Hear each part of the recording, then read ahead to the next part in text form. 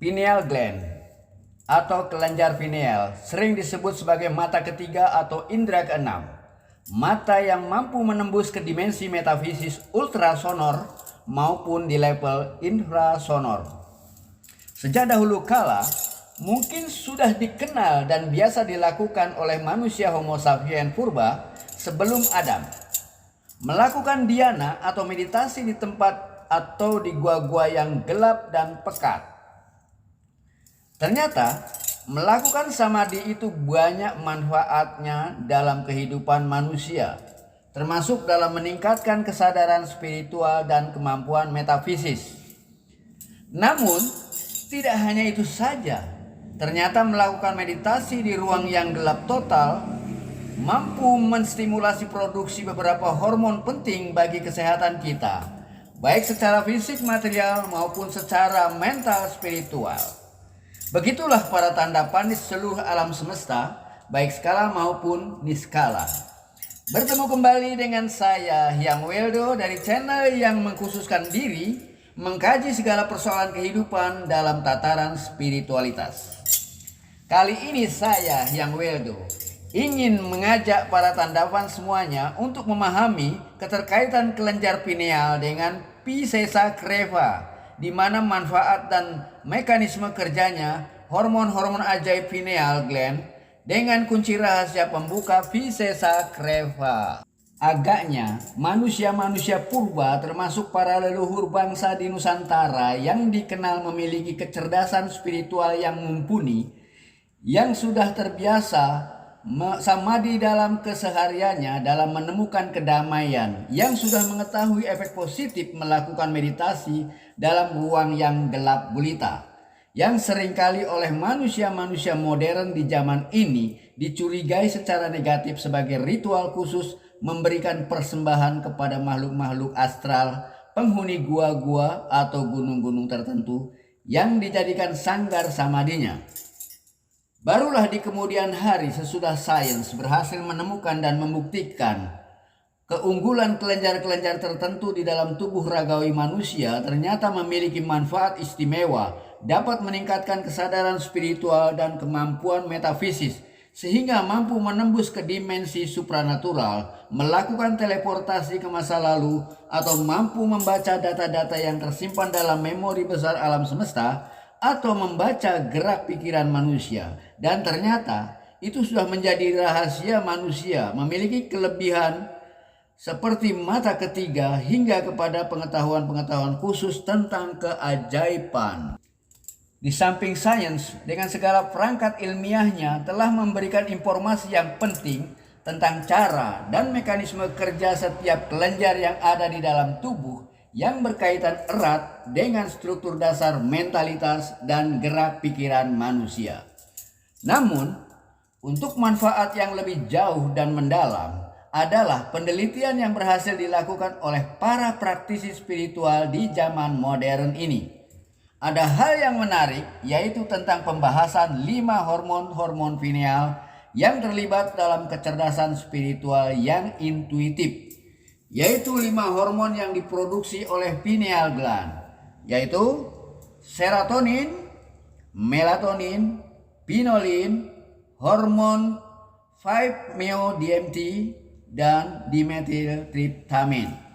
Kemudian yang jadi pertanyaan adalah bagaimana manfaat melakukan meditasi dalam ruang gelap total itu bisa terjadi, serta bagaimana hormon-hormon ajaib itu berkontribusi terhadap kemampuan metafisis dan perkembangan kesadaran spiritual seseorang.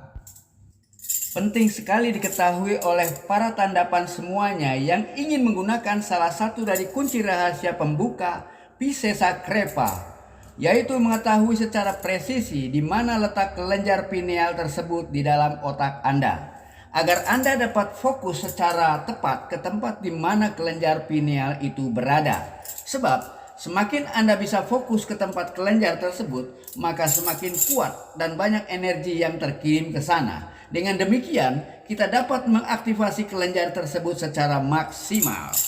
Pineal gland terletak di antara kedua alis dengan garis antara kedua telinga. Nah, ini yang paling utama untuk diketahui, bahwa kelenjar pineal tersebut sangat sensitif terhadap cahaya. Cahaya apapun juga, baik cahaya matahari maupun cahaya lampu. Begitu pula terhadap cahaya yang muncul secara spontan dari efek positif saat mengaktifkan kunci rahasia Pise Sacrepa. Dan rahasia ini yang tidak banyak diketahui oleh para praktisi spiritual dimanapun juga. Panjang gelombang dari suatu cahaya, baik yang diterima melalui mata ragawi maupun yang diterima secara langsung oleh kelenjar pineal melalui proses Pise Sacrepa, maka frekuensi dari panjang gelombang cahaya-cahaya tersebut akan diterima dan ditangkap oleh sel saraf optik yang ada di mata kita, juga akan diterima oleh sel saraf optik yang ada di mata oksipital pikiran korteks di otak kita, yang langsung memasuki gerbang mata hati kita. Hormon serotoninlah yang membangunkan kita di pagi hari pada saat cahaya masuk melalui mata ke pusat kelenjar pineal. Hormon inilah yang membuat kita sadar akan ruang dan waktu, dan kondisi inilah yang menghasilkan gelombang otak beta yang bisa memicu kelenjar hipofisa memproduksi hormon stres yang disebut adrenokortikotrophic hormon. Pada saat cahaya kasat mata ini meredup, maka semakin menurun laju hormon serotonin di otak Anda. Dan pada saat cahaya itu menghilang dan berubah jadi gelap, maka nukleus yang sama, yaitu suprachiasmatic nukleus, mengirimkan sinyal kepada saraf simpatetik Anda yang mulai mengecil. Kemudian kelenjar pineal mulai melepaskan hormon melatonin. Sebagaimana serotonin adalah hormon neurotransmitter di siang hari, maka melatonin adalah neurotransmitter di malam hari, di saat lingkungan menjadi gelap. Dan pada saat kadar hormon melatonin semakin meningkat dan segera menurunkan gelombang otak ke level alfa, yang membuat kita mengantuk dan tertidur dalam gelombang theta hingga mengalir ke gelombang delta. Kemudian melatoninlah yang bertugas melakukan penyegeran kembali dengan merestorasi dan meregenerasi sel-sel tubuh ragawi kita dengan cara yang sempurna jika keadaan tidur kita benar-benar berada di ruang yang gelap total. Bagi seorang praktisi spiritual yang handal, hanya dengan meditasi mampu mencapai kualitas yang sama sebagaimana orang yang tidur nyenyak hingga menurunkan gelombang otak ke jenjang delta dan mendapatkan efek positif yang sama meskipun tanpa tidur sama sekali. Dan pada saat yang sama dan di saat kita berada dalam kondisi meditatif di garis gelombang delta, maka terpicu pula kelenjar hipofisa sehingga melepaskan hormon endorfin, di mana hormon inilah satu-satunya hormon yang bisa melenyapkan stres akibat dari hormon kortisol yang berlebihan. Hormon pinolin adalah hormon sejati dari kelenjar pineal, sehingga nama hormonnya tidak jauh berbeda dengan nama kelenjarnya, yaitu pineal. Namun demikian, tidaklah mudah memicu pineal gland agar mau melepaskan hormon pinolinnya. Ada beberapa kondisi dan ketentuan yang harus dicapai secara mental sehingga mampu menstimulasi pineal melepaskan hormon pinolinnya. Hormon pinolin inilah yang memiliki keterkaitan erat dengan pertumbuhan kemampuan metafisis, yaitu terbukanya mata ketiga. Pada saat Anda hidup dalam kehidupan dan kesadaran tertentu, maka sistem biokimialah yang bekerja sesuai dengan kebutuhan Anda. Dalam arti bahwa kondisi mental dan pikiran Anda lah yang sangat berperan menentukan kerja seluruh kelenjar yang ada di dalam tubuh kita, di mana semua kelenjar yang ada mematuhi perintah-perintah hormonal yang diberikan oleh kelenjar hipofisa, di mana hipofisa sebagai pemimpinnya yang selalu mengikuti kemana arah pikiran itu bergerak, ke wilayah positif atau negatif. Oleh karena itu, untuk tercapainya tujuan maksimal dalam mengaktifkan kunci rahasia pembuka Pise Sacrepa, kita tidak hanya menggantungkan diri pada keadaan kelenjar pineal. Kelenjar pineal bekerja sesuai dengan panjang gelombang cahaya yang masuk, baik cahaya kasat mata maupun cahaya metafisik yang merupakan sebagian kecil spektrum gelombang elektromagnetik. Untuk merangsang kelenjar pineal melepaskan hormon pinolin dan hormon-hormon lainnya yang saling terkait seperti 5-MeO-DMT dan dimetiltriptamin, dibutuhkan waktu berhari-hari dalam melakukan meditasi dalam kegelapan gua tanpa makan dan minum dan tanpa melakukan aktivitas apapun kecuali hanya mencapai keheningan bebas dari aktivitas temporalis otak kiri. Untuk mendapatkan kunci pembuka Pisces Sakreva, dibutuhkan melakukan sinkronisasi terhadap kedua hemisfer otak cerebrum, baik otak kanan maupun otak kiri. Kedua otak ini memiliki peran yang berbeda, namun saling melengkapi. Keberadaan mereka bagaikan pasangan yang tak boleh dipisahkan. Otak kanan yang simultan bagaikan ladang pertanian, sedangkan otak kiri yang sistematik bagaikan petaninya. Otak kiri tanpa otak kanan bagaikan petani tanpa ladang, tidak ada gunanya seluruh kreativitasnya jika tidak bisa diwujudkan. Karena untuk bisa menumbuh kembangkan benih-benih kreativitasnya dibutuhkan medan atau lahan. Begitu pula sebaliknya, otak kanan tanpa otak kiri sama seperti ladang tanpa petani. Tidak ada gunanya kemampuan produktivitas jika tidak ada seorang kreator. Pisces Sakreva adalah kunci rahasia pembuka untuk memasuki portal-portal ke dimensi metafisis secara aman dan cepat. Perlu diketahui bahwa dimensi metafisis atau yang sering kali disebut sebagai alam gaib itu berlapis-lapis. Mulai dari yang infrasonor, alam gaib yang paling rendah, hingga ke alam metafisika yang paling tinggi, ultrasonor. Dalam tasawuf Islam tertulis ada 5 dimensi alam gaib, mulai dari yang paling rendah hingga ke alam yang tertinggi, yaitu 1. Alam nasut, 2. Alam jabarut, 3. Alam malakut, 4. Alam lahut, dan 5. Alam hahut. Jika tanpa bimbingan seorang guru spiritual yang sesungguhnya, tanpa adanya pencerahan kemurnian dalam mengenal jati diri yang sebenarnya, seseorang dalam melakukan proses laku diri bisa tersesat memasuki alam gaib yang paling rendah, infrasonor, alam metafisika yang paling rendah, yaitu ke alam makhluk astral yang paling rendah seperti alam siluman, alam jin, dan yang lebih rendah dari alam jin. Para pelaku metafisika yang terjebak ke dalam alam metafisika yang rendah banyak bergaul dengan makhluk metafisika yang rendah, maka akan terseret dalam permainan dengan alam siluman dan sebangsanya, di mana di alam tersebut banyak sekali penipuan dan kepalsuan yang bisa melahirkan banyak praktek kejahatan secara metafisik seperti santet, pelet, ngepet, sampai kepada pesugihan dengan memberikan jaminan korban jiwa, baik keluarganya sendiri ataupun keluarganya orang lain. Lelaku semacam itu bukanlah jalan spiritual yang sebenarnya, karena di awal perjalanannya sudah didorong oleh adanya kepentingan-kepentingan tertentu yang berbasis kepada nafsu dualitas, kesenangan, dan kebencian semata. Jalan spiritual adalah jalan yang mendaki menuju puncak kesadaran murni, membebaskan diri dari segala macam perbudakan dan penjajahan dari nafsu dan dualitas pikirannya. Setiap orang bisa menembus dan mencapai dimensi metafisika dengan mudah. Namun demikian, tujuan yang akan dicapai bisa berbeda sekalipun lelakunya nampak serupa. Setiap tujuan yang dicapai tergantung pada terminal keberangkatan dan motivasi awalnya yang bisa berbeda satu pelaku dengan pelaku lainnya.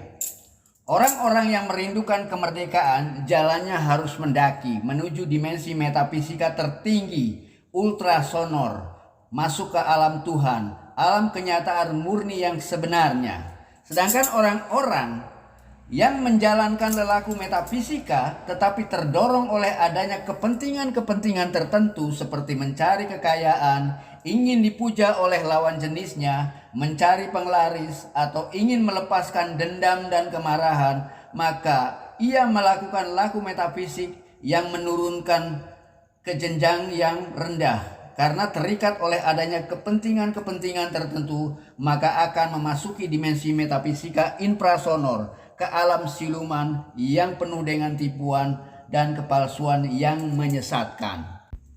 Begitulah para tandapan semuanya. Setiap orang memilih jalan berdasarkan kematangan jiwa dan luasnya wawasan pengetahuan tentang kehidupannya. Maka orang-orang yang terikat oleh kepentingan-kepentingan tertentu selalu melihat adanya dua jalan, jalan baik atau jalan buruk. Itulah jalan dualitas. Apapun yang dipilihnya ia anggap sebagai jalan yang terbaik.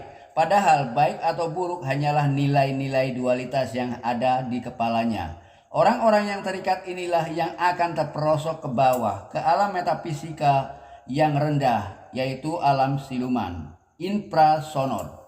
Sedangkan orang-orang yang merindukan kemerdekaan hanya melihat adanya satu jalan, yaitu mendaki ke alam metafisika atau ultrasonor dengan cara membebaskan diri dari semua perbudakan dan penjajahan. Disebut pikiran murni karena belum terkontaminasi oleh bahasa bumi, yaitu bahasa kata-kata. Seluruh komponen pikirannya masih murni dan seluruhnya aktif dalam kemurniannya. Baik pikiran oksipital, parietal maupun pikiran temporalnya.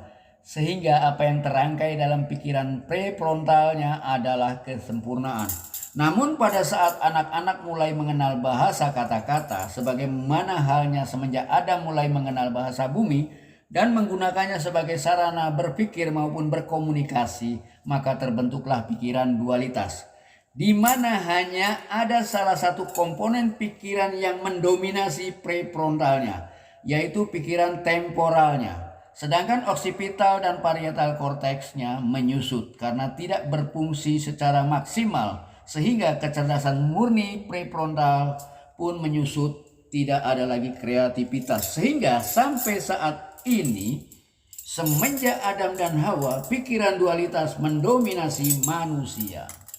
Sesungguhnya, apa yang ingin ditawarkan oleh pikiran manusia yang telah mendualitas itu? Sebagai sebuah mesin kecerdasan dualitas yang luar biasa.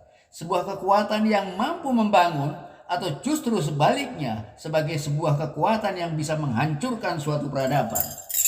Kali ini saya, Yang Weldo, ingin mengajak Anda semua para tandapan untuk memahami bagaimana sebuah pikiran, sesuatu yang begitu sederhana, bisa menjadi sebuah simfoni yang indah dan menghanyutkan jiwa-jiwa manusia, atau bisa menjadi mesin pembunuh sebagaimana bom atom yang mengejutkan dan menghancurkan. Pemahaman ini bermula dari pengertian bahwa pikiran adalah pusat eksistensi diri. Pikiran manusia adalah pusat kreativitas yang memiliki kekuatan yang berpengaruh amat sangat dramatis terhadap tubuh, jiwa, dan kehidupannya. Dengan demikian, itu berarti bahwa pikiran bisa juga berguna memperbaiki kualitas hidup dan kehidupan itu sendiri. Sangatlah tidak bijak jika kita menganggap remeh bayangan-bayangan yang muncul dalam pikiran kita, yang terkadang dan bahkan seringkali dianggap sebagai gelombang hayalan belaka yang tidak memiliki arti apapun. Anda tidak tahu, bisa jadi bayangan-bayangan itu adalah sebuah informasi penting yang harus Anda respon, atau bisa jadi itu merupakan awal yang luar biasa dari kehidupan Anda sendiri. Ya, kita semua tahu bahwa sebuah gagasan brilian tidak akan begitu saja terjadi jika tidak disertai oleh tindakan. Anda semua tahu bahwa segala keberhasilan yang pernah dicapai oleh manusia di dunia ini semuanya berawal dari pemikiran. Mulai dari penemuan Albert Einstein tentang rumus E sama dengan MC kuadrat yang menggemparkan itu, sampai Adolf Hitler dengan gagasan ras unggul yang diciptakannya yang hampir menghancurkan dunia. Pikiran bisa mengendalikan seseorang dan kehidupannya. Bahkan pikiran bisa berpengaruh kepada kualitas kesehatannya, baik fisik maupun non-fisik. Karena pikiran selalu datang sebelum perasaan dan tindakan. Atau dengan kata lain, jika Anda ingin merubah perasaan dan mempengaruhi perilaku yang Anda inginkan, pertama, Anda harus memperhatikan bagaimana cara Anda berpikir. Perhatikan dengan cermat. Di sana ada pola yang bisa Anda kenali dan ingatlah selalu pola tersebut. Jika Anda ingin mengulanginya kembali kejadian yang Anda anggap sangat mengasihkan itu. Sudah terlalu banyak penelitian dan penyelidikan tentang kekuatan pikiran. Perlu diketahui para tandafan dan para pecinta kajian spiritual channel Hyang Wildo TV. Konten video kali ini adalah rangkuman dari beberapa penelitian dan penyelidikan tersebut. Konten video ini memaparkan bagaimana kekuatan imajinasi dalam pikiran seseorang bisa berpengaruh besar dalam kehidupannya. Ada sebuah kekuatan pada pikiran imajinasi manusia yang tersimpan di dalam cuping oksipital maupun cuping parietalnya yang tidak banyak diketahui fungsi dan mekanisme kerjanya oleh banyak pihak, kecuali hanya sebatas fisikal semata. Rahasia kekuatan inilah yang ingin saya tunjukkan kehebatannya kepada para tandafan semuanya.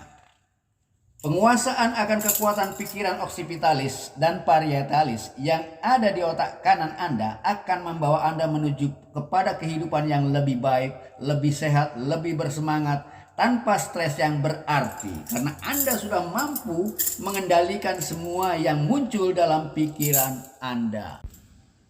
Ketika otak dan pikiran mulai terkontaminasi oleh bahasa kata-kata, salah satu akibat yang akan kita tanggung adalah kita hanya akan berkemampuan melihat sebatas indrawi.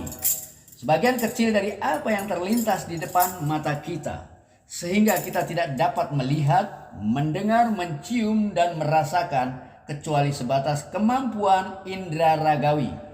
Yang bisa dilakukan hanyalah sekedar memenuhi perintah otak temporalisnya tanpa sensasi ragawi yang sebenarnya.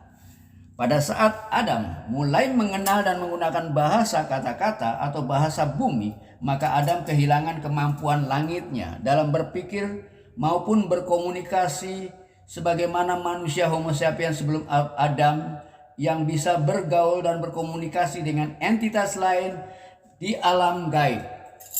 Pada manusia Homo sapiens sebelum adanya Adam dan Hawa sudah terbiasa berkomunikasi dengan bahasa khusus lebih dari sekedar bahasa feeling atau bahasa isyarat vokal berupa bunyi-bunyian tertentu, bahkan mampu berkomunikasi secara mudah dengan entitas lain yang setara jenjang substansialnya, yaitu makhluk-makhluk langit semesta paralel lain dari dimensi yang tidak kasat mata.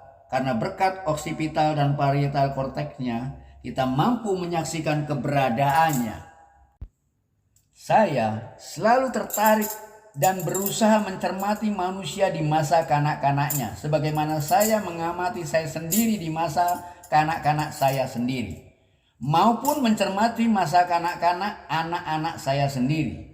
Dari merekalah saya mendapatkan banyak pengalaman dan pengetahuan ini. Dan kepada mereka pula lah saya terapkan pengetahuan ini selagi masih terbuka lebar-lebar pikiran bawah sadarnya. Kemampuan berpikir yang menakjubkan untuk membangkitkan kembali kekuatan visualisasi pikiran oksipitalis yang tak tergantikan oleh bahasa kata-kata, di mana ketika manusia atau anak-anak mulai menggunakan bahasa kata-kata di dalam berkomunikasi dengan orang lain maupun ketika berpikir dengan dirinya sendiri, telah melepaskan ketergantungannya pada pikiran yang terfokus pada kemampuan bervisualisasi.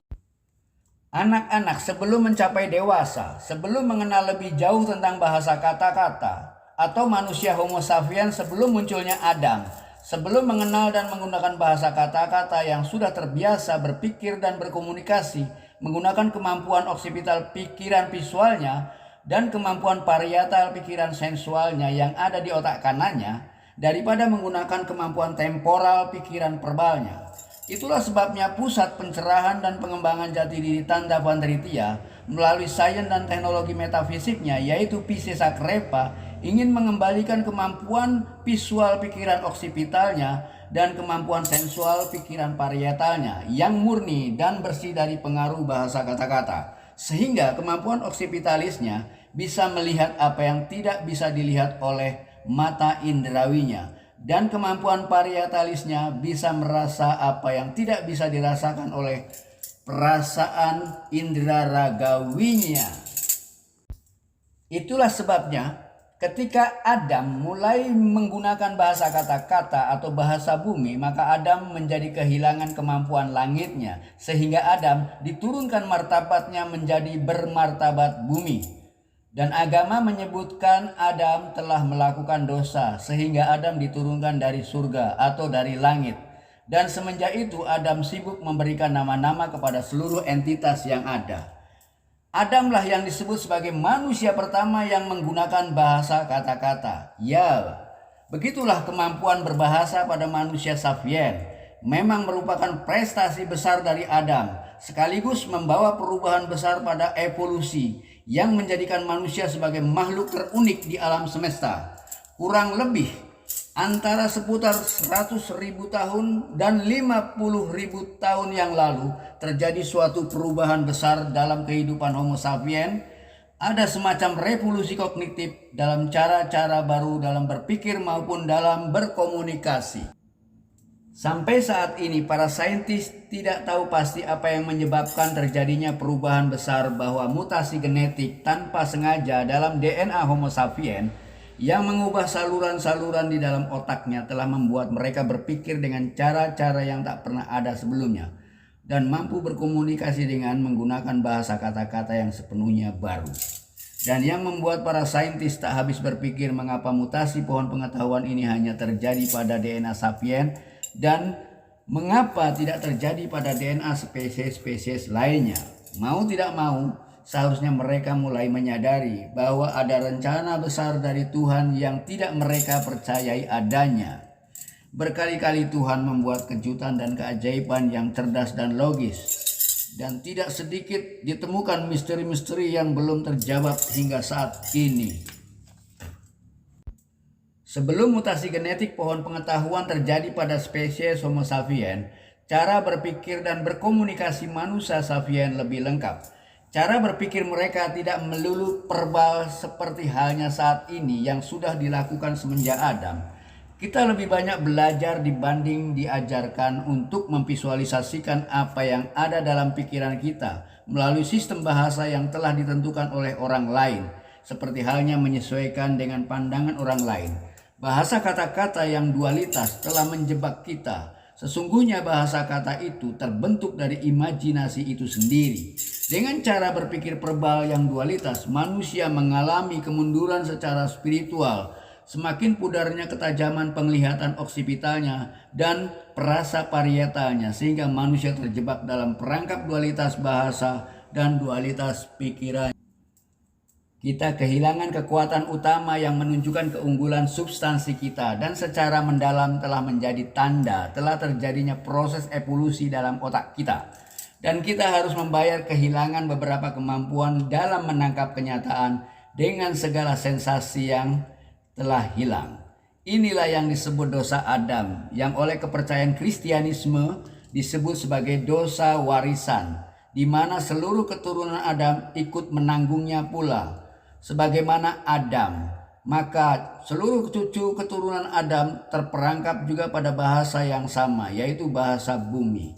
Pada akhirnya, untuk mendapatkan kembali potensi diri yang paling maksimal, kita harus mempelajari kembali bagaimana cara menjadi seorang yang verbalis, sensualis, dan visualis sekaligus.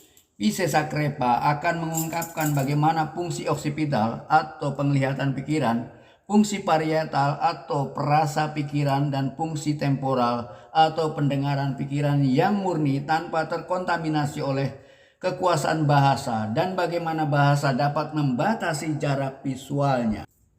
Manusia menjadi terpisah dari dirinya, sehingga manusia tidak mengenal kembali dirinya sendiri yang sebenarnya. Manusia hanya bisa mengenal dirinya sejauh yang dapat dipikirkan oleh pikirannya. Dirinya yang dikenal tidak lebih hanya sebuah konsep yang sudah dapat ia bayangkan sebagai dirinya. Bayangan konsepsional itulah yang ia pahami sebagai dirinya. Manusia menjadi terpisah dari kenyataan atau Tuhan yang sebenarnya. Manusia hidup terpisah dalam kenyataan dualitas yang sangat subjektif, yang kemudian disebut sebagai dunia yang sementara. Manusia hidup dalam dunia yang merupakan hasil ciptaan dan bayangan dari pikiran oksipitalnya sendiri. Sebuah dunia ilusi yang tidak eksis dalam kenyataan yang sebenarnya. Itulah peran bahasa kata-kata. Ia telah membentuk ragam kejadian menjadi sekedar bahasa mati yang pada akhirnya akan memaksa otak Anda kehilangan kesan-kesan yang hanya mungkin bisa diungkapkan dengan imajinasi non-verbal. Itulah sebabnya secara metaforik setelah Adam dan Hawa mampu menguasai bahasa kata-kata, maka semenjak saat itu hingga saat ini bahasa kata telah membuat penggunanya terperangkap ke dalam keterbatasan dualitas dan konsepsionalnya. Sebelumnya Adam menggunakan bahasa langit yang bebas dari keterbatasan dualitas yang membuat Adam bisa berkomunikasi dengan makhluk-makhluk metafisis dari dimensi kehidupan yang lain dalam kerajaan langit. Namun semenjak Adam menggunakan bahasa bumi, Adam menjadi terperangkap dan diturunkan derajatnya menjadi bermartabat bumi dan terperangkap dalam penjara bahasa bumi. Inilah yang disebut dosa Adam, dosa warisan, sehingga seluruh keturunan Adam pun ikut terperangkap ke dalam dualitas bahasa kata yang sama. Sehingga Adam dan keturunannya menjadi terpisah bukan hanya dari Hawa sebagai pasangan hidupnya, tetapi juga terpisah dari dirinya yang sebenarnya dan terpisah dari kenyataan yang sebenarnya. Sehingga Adam harus bisa mencari kembali Hawa yang terpisah. Manusia menjadi tidak mampu lagi menggunakan bahasa langit karena bahasa bumi yang dualitas telah mempengaruhi dan membatasi tidak hanya kemampuan dan fungsi lobus temporal yang berkaitan dengan pendengarannya, tetapi juga berpengaruh pada kemampuan dan fungsi oksipital korteks yang mampu melihat yang tak bisa dilihat oleh mata ragawinya. Dan parietal korteks yang mampu merasa yang tidak bisa dirasakan oleh perasa indrawinya. Sehingga pikiran temporal yang ada di otak kirinya yang terbatas juga membatasi pikiran-pikiran lainnya menjadi menyusut dan tidak berfungsi lagi. Itu yang membuat manusia tidak mampu lagi melihat kenyataan dan dirinya yang sebenarnya kecuali hanya sebatas sebagai konsep dengan segala pemahaman dualitasnya yang terbatas. Begitulah ketika kita menggantungkan diri pada kekuatan bahasa yang dualitas, baik dalam bentuk ucapan maupun dalam bentuk tulisan, maka kita sendiri yang akan berhadapan dengan berbagai resikonya. Apapun yang kita pilih memiliki resikonya sendiri, dan hidup tanpa imajinasi akan menyusutkan berbagai kemampuan penting di dalam otak kita. Amat sangat disayangkan dan ini hampir terjadi pada semua orang. Sekaranglah saatnya Anda berlatih menggunakan kekuatan pikiran dan imajinasi Anda. Dengan mengikuti konten video ini, Anda sudah masuk pada tahap awal latihan dan selanjutnya Anda dapat berlatih yang lebih serius lagi. Lebih jauh lagi, Pisces Akrepa adalah ilmu pengetahuan dan teknologi metafisis yang sederhana dan cepat dalam mengembalikan kemampuan primordial kedua otak cerebrum kita dengan perbedaan fungsi dari keempat lobusnya. Manfaat lain daripada Pisces Akrepa adalah memperkuat kemampuan kita dalam berimajinasi, memperbaiki ingatan, meningkatkan kapasitas kecerdasan dalam pemecahan masalah, melenyapkan stres, memperkaya ekspresi artistik, dan meningkatkan pencapaian atletik. Dalam Pisces Akrepa, menggabungkan dua hal penelitian dan pengalaman antara sains dan teknologi, antara pengetahuan dan kebijaksanaan, dan akan menolong Anda untuk memahami bagaimana pikiran Anda mampu melihat yang tidak bisa dilihat oleh mata indrawi ragawi Anda. Bagaimana pikiran parietal Anda mampu merasa yang tak bisa dirasakan oleh perasa ragawi Anda. Dan bagaimana pikiran temporal Anda mampu mendengar suara yang tidak bisa didengar oleh telinga ragawi Anda. Melalui teknologi Pisces Akrepa yang memiliki 3 macam fungsi dan tujuannya sendiri-sendiri, seperti Pisa Kreta, Pista Kreta, dan Pisda Kreta. Pisces Akrepa merupakan kunci rahasia pembuka gerbang niskala yang aman dan cepat menuju ke dimensi metafisis, yang terdiri dari 3 macam kunci rahasia pembuka, antara lain: 1. Pisda Kreta adalah kunci rahasia utama yang berfungsi sebagai langkah awal untuk memasuki dimensi skala metafisis secara aman dan cepat, memasuki portal-portal kerajaan langit. Pista kereta adalah kunci rahasia diri sebagai pembuka gerbang niskala ke dalam dirinya sendiri. Sedangkan pista kereta adalah kunci pengaman yang bisa digunakan sebagai sarana untuk memberikan atau menempatkan seseorang dalam keadaan yang aman dari gangguan apapun dan siapapun juga.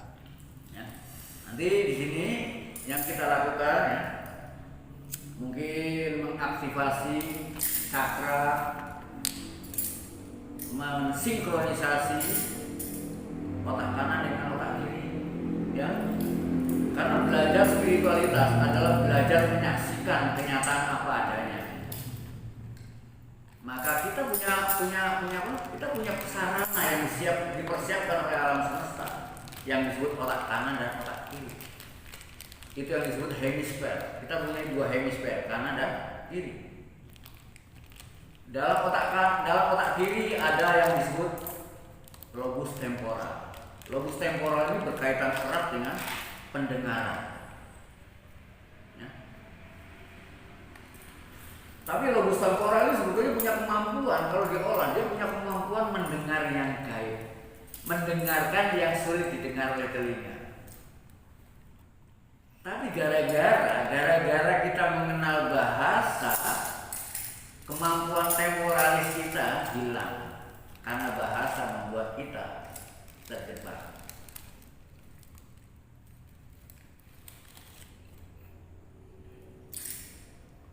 Dan pikiran kita sebetulnya bagus, tapi gara-gara bahasa pikiran kita terjebak.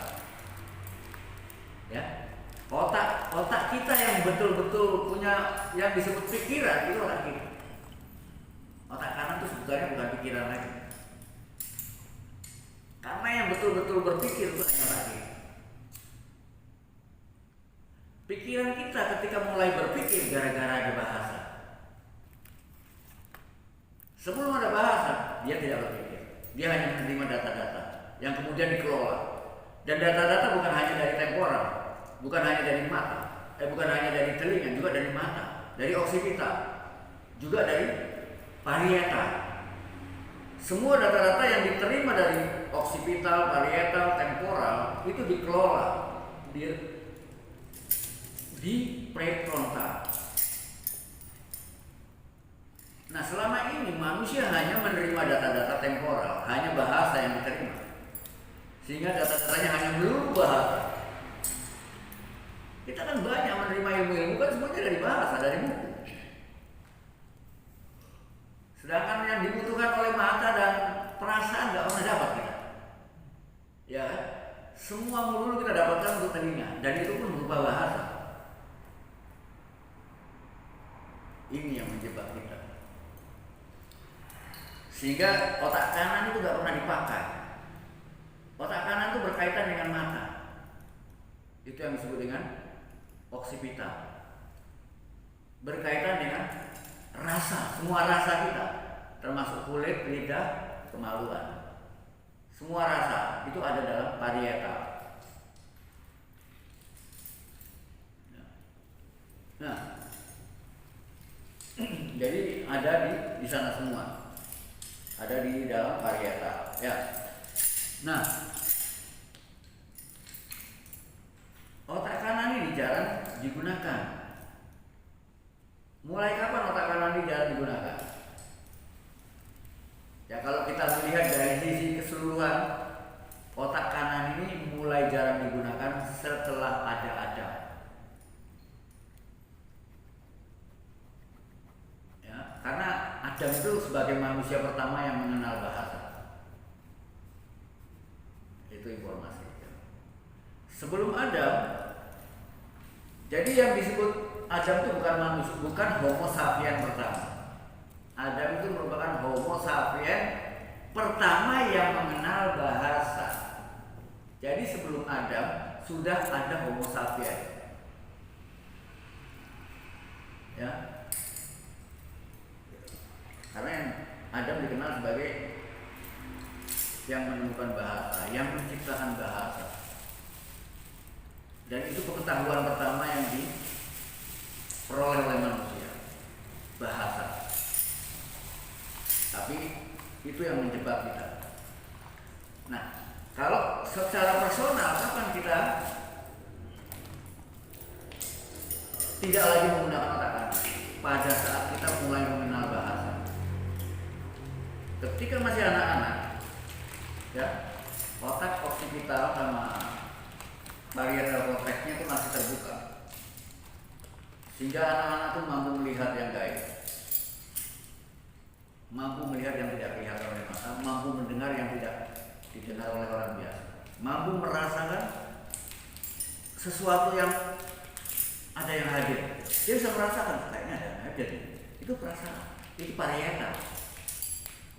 Tapi itu menjadi hilang ketika anak-anak mulai mengenal bahasa. Ketika anak-anak belum mengenal bahasa, ketika dia melihat apel, apel itu dilihatnya dengan sempurna. Bahkan ketika melihat apel dia ingat rasanya, ingat suaranya ketika digigit. Tapi ketika sampai sudah mengenal namanya, dan ketika kita menyebut namanya apel, apa sampai masih membayangkan apelnya? Ini sudah tak membayangkan apelnya lagi. Juga mungkin juga sudah hilang rasanya apel. Sampai sudah cukup dengan bahasanya saja apel selesai. Maka saat itulah otak kanan kita nggak bekerja lagi. Kita nggak perlu lagi mengingat, nggak perlu lagi membayangkan apelnya, nggak perlu lagi merasakan rasanya apel. Cukup mengucapkan kata apel selesai. Dan manusia terjebak oleh bahasa. Ini yang membuat otak kanan kita pudar kemampuan. Maka saat ini untuk mengembalikan potensinya, potensi alamnya, maka kita aktifkan kembali otak kanan.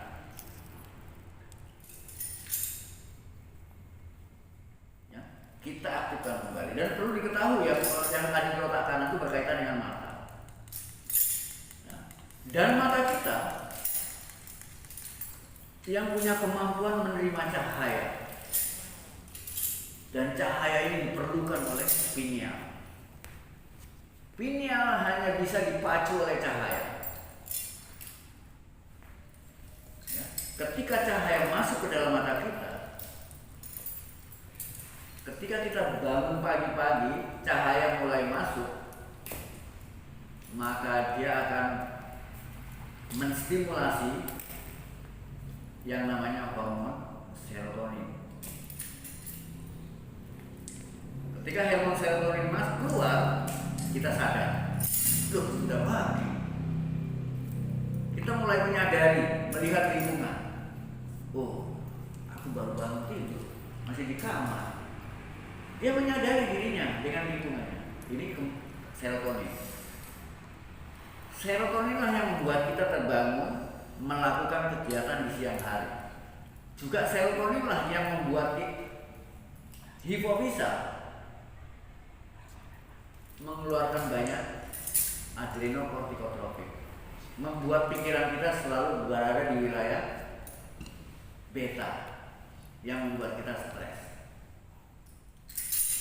Maka ketika mulai malam, ketika mulai gelap, maka serotonin pun mulai mengecil. Karena serotonin itu keluar ketika dapat stimulasi dari cahaya. Ketika cahaya itu semakin menipis, ya, maka produktivitas serotonin pun menyusut. Maka yang keluar kemudian dari bahan yang sama, tapi yang keluar di malam hari dengan yang di siang hari beda. Yang keluar di malam hari juga dari pineal yang sama.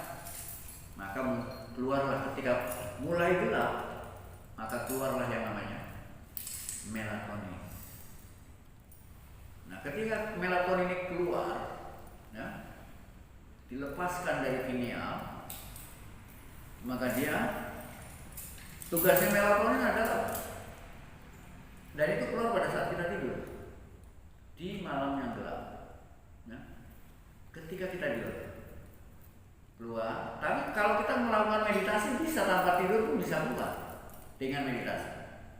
Asal kita mampu masuk ke wilayah alfa atau delta, sama dengan ke wilayah tidur. Wilayah tidur itu wilayah alfa.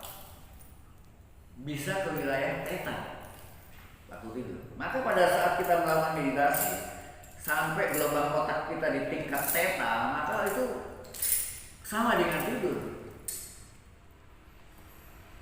Nah, saat melatonin itu keluar, maka tugas melatonin adalah merestorasi sel-sel yang rusak. Dia mereplikasi DNA baru. Itu yang membuat kita awet muda dan panjang umur. Kalau tidurnya kita baik, tanpa cahaya, tanpa kegelisahan, itu melatonin. Jadi melatonin itu keluar pada saat gelap. Nah, kalau di sini kita latihan meditasi yang disebut dengan Piscesakreta atau Pisda Kreta. Dengan melakukan Pisda Kreta, kita merangsang pineal lebih jauh lagi. Karena di dalam Pisda Kreta dan Piscesakreta kita menciptakan cahaya-cahaya. Tapi ini bukan cahaya fisik. Cahaya fisik itu seperti lampu, matahari itu cahaya fisik. Karena ini cahaya adalah merupakan ciptaan kita sendiri. Ini yang disebut dengan cahaya metafisik. Cahaya metafisik ini akan merangsang pineal untuk melepaskan hormon-hormon yang lebih spiritualis, yaitu yang disebut pinolin. Hormon inilah yang membuat kita mampu melihat yang gaib, yang tadinya tidak nampak menjadi nampak.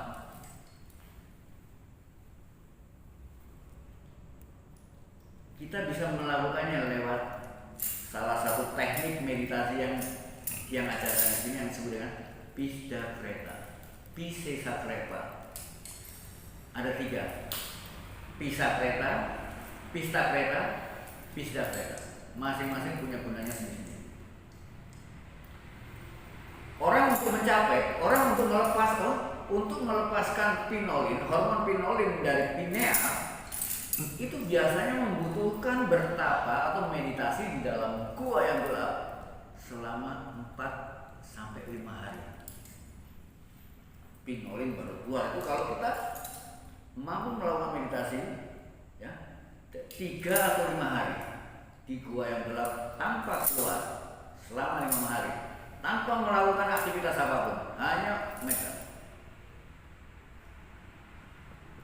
Tapi dengan Pisda Kreta, dengan Piscesakreta, kalau kita betul-betul bisa masuk ke wilayah itu, pinolin akan cepat keluar.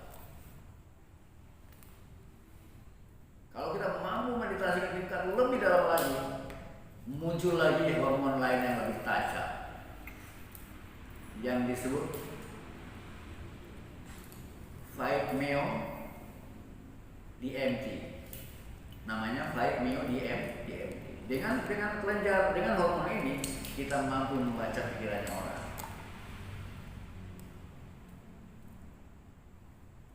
Dan kalau kita mau lebih dalam lagi, akan muncul hormon yang lebih tajam lagi yang disebut dengan dimethyltryptamine. Maka hormon ini mampu mengakses masa lalu kita, mampu mengakses semua kehidupan kita di masa lalu lewat memori-memori yang masih tersimpan dalam seluruh otak kita. Ini yang disebut dimethyltryptamine. Maka di sini lewat Piscesakreta kita berlatih untuk mencapai itu. Nah, nanti yang beritahukan apa itu Piscesakreta, apa itu Pisda Kreta dan gunanya apa? Apa itu Piscesakreta dan Pisda Kreta? Nah, yang semacam ini nanti yang beritahukannya, enggak sekarang. Artinya nanti itu sesudah tidak di videokan.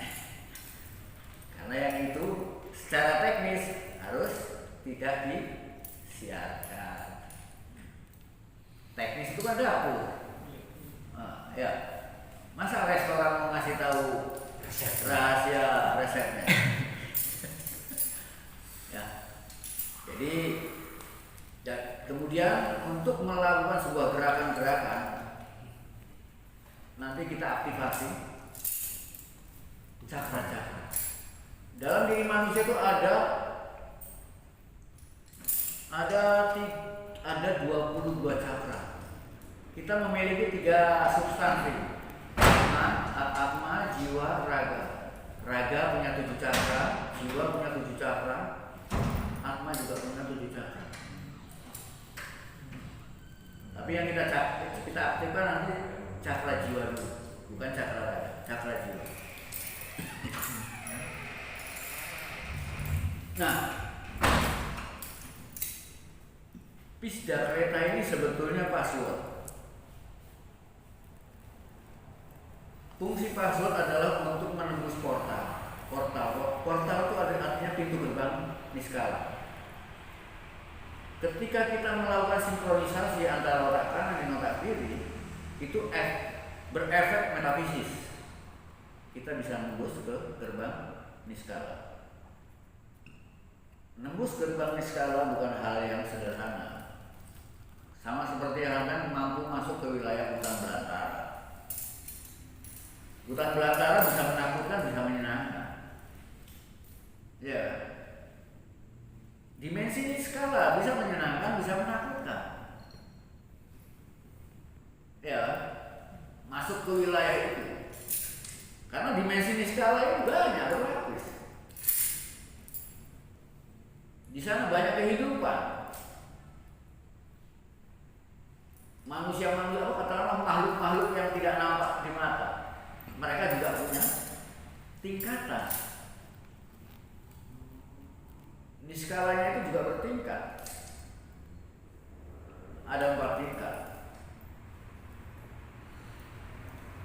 Maka untuk tidak terjadi hal-hal yang tidak diinginkan, harus ada penjamin. Dan harus ada keamanan. Makanya kita menggunakan password yang menjamin keamanan.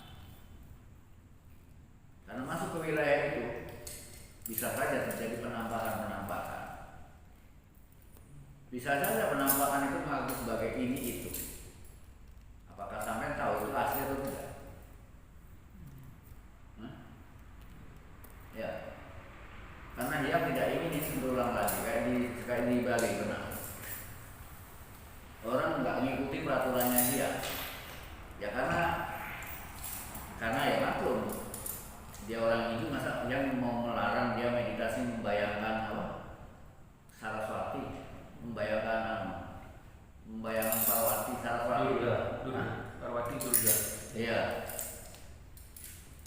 Di tempat sembayangannya dia ada dikasih gambarnya Parwati, karena dia kagum sama Parwati. Pada akhirnya Parwati muncul dari gambar itu, dan dia lapor sama saya meditasi depannya Parwati. Tiba-tiba dia muncul dan masuk ke dalam diriku, dan Parwati itu mengatakan bahwa sungguhnya kamu Parwati. Dan dia nggak tahu itu Parwati asal atau tidak. Nah itu belum tentu. Nah iya, akhirnya dia dikuasai hampir setengah tahun. Nah itu anaknya tuh namanya AA. Orang bisa menipu yang gitu. Iya, maka dari itu dibutuhkan penjamin. Maka dalam hal ini yang adalah penjamin. Penjamin harus dikenal di alam. Di ketiga alam itu harus dikenal. Gitu. Kalau di zamannya Siwa, kalau sampai Siwa masih hidup, Siwa adalah penjamin. Tapi Siwa yang tahu sekarang baru gambarnya saja. Sampai sendiri kan nggak kenal. Nanti sampai akan kenal siapa sih siwa itu.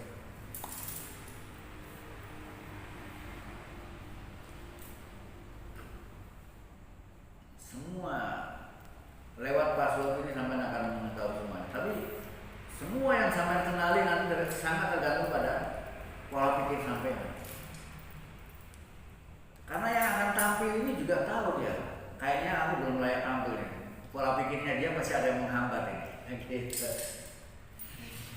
Ya, semua keyakinan-keyakinan kita jadi penghambat.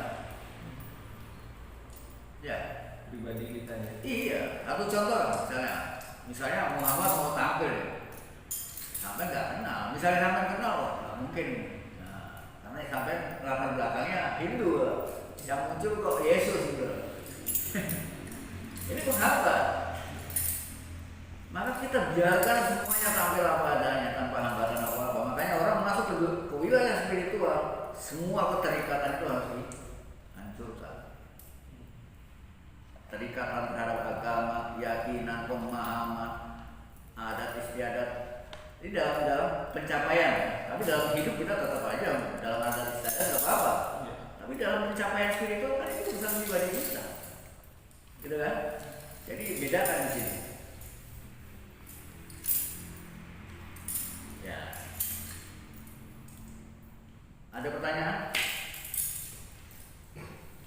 Setelah nggak ada, kita bisa latihan sedikit. Kemudian ya latihan dasar bergerak. Kemudian setelah itu diaktifasi cakra-cakranya. Kemudian latihan untuk melakukan visi sakral, Pak. Oke, nggak ada pertanyaan? Tidak. Oke. Selesai.